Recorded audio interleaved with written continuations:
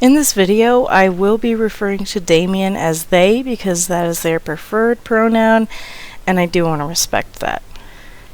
Damien is also known as Jesse Slaughter, an old friend of Dahvie's who was sexually assaulted when they were only 11 years old.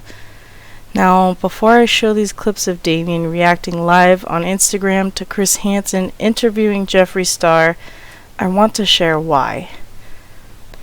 Jeffree has brushed the molestation of not only Damien but all of these other girls completely under the rug, while they're still behind the scenes coming out with their stories and still upset and hurt by what Dahvie has done to them.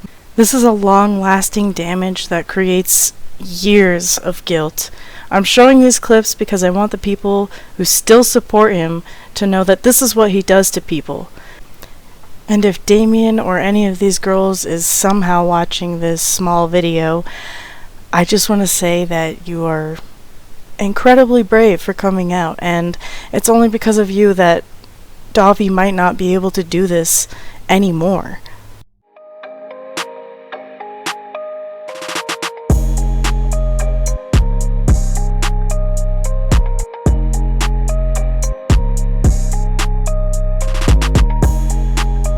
Foundation is correct, but even like GoFundMe's for survivors, you know what I mean?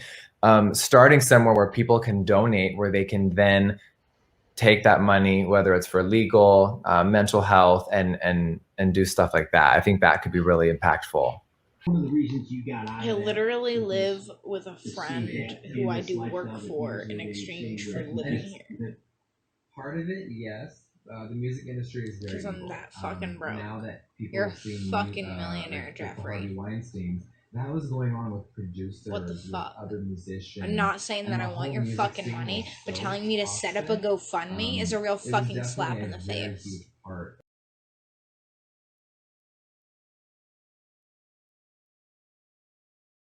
you serious?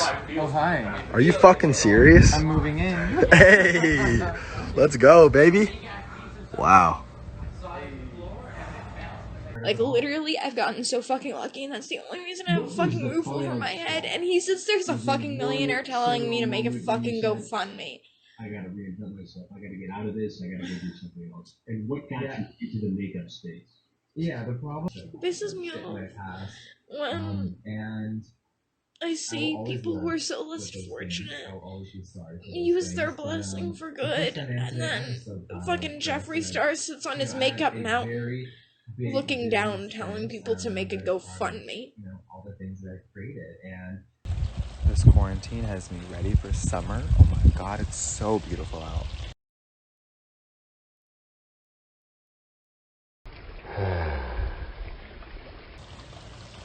How are we feeling today, everyone?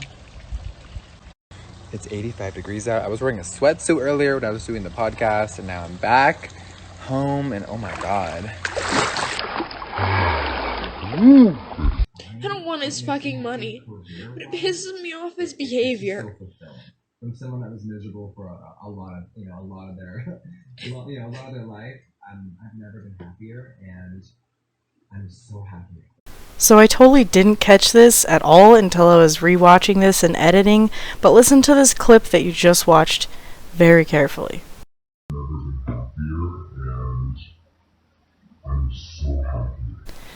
The absolute irony that he is live with Chris Hansen, bragging about how happy he is, and in the exact same moment, Damien is crying in their own live stream because he's shown he doesn't care is just mind-blowing. That is a fucking wild ride. He didn't address anything that was, like, actually to the fucking point. He just skirted around things and basically stayed in a legal gray zone like a politician in order to make himself technically, legally not responsible.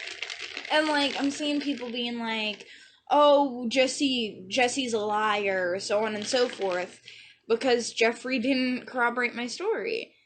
And, like, now I'm like, oh, thanks. That's great. So now, because you're not owning up to your shit, people are doubting the victims. I don't think he's gonna do another interview. I think he thinks that he's done, and I think he's gonna try to squish it under the rug and say, I addressed that, there's no reason to bring up drama. Me 10 years ago, we've been over this so many times. So every time, I'm not going to readdress things every 6 months when a little group of people can't get over something. Yeah, I feel like it was just another way of calling me a liar. It kind of felt like a slap in the face, especially seeing people's chats and stuff being like, oh, so either you're lying or Damien is lying, so tell me. Thanks, Jeffree. Like, you've basically discredited victims by slithering around for your own ego. And I don't want to accuse him of shit, because I want to believe that he has the capability of being a good person. I don't want him to be canceled. I think his makeup products are fine.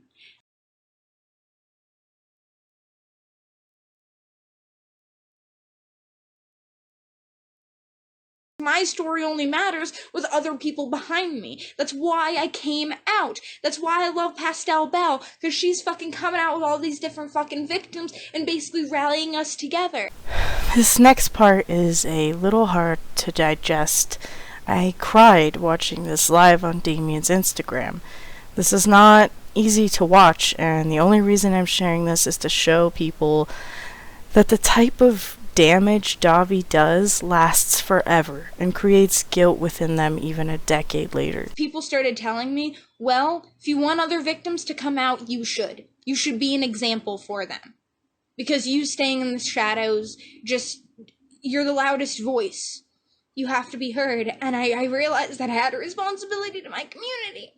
And I had a responsibility to all the girls who were hurt after me. I just don't want other people to be hurt anymore.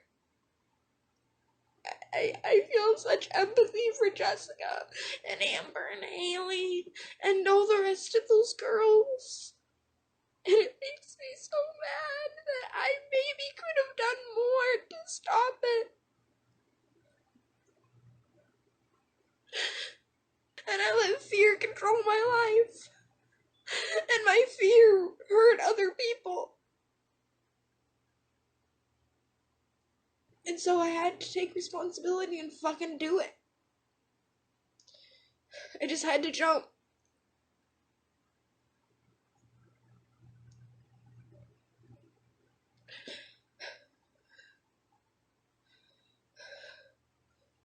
Damien, if you're watching this, none of this is your fault. People wouldn't even be talking about this and trying to get Dahvie put in prison where he belongs without you.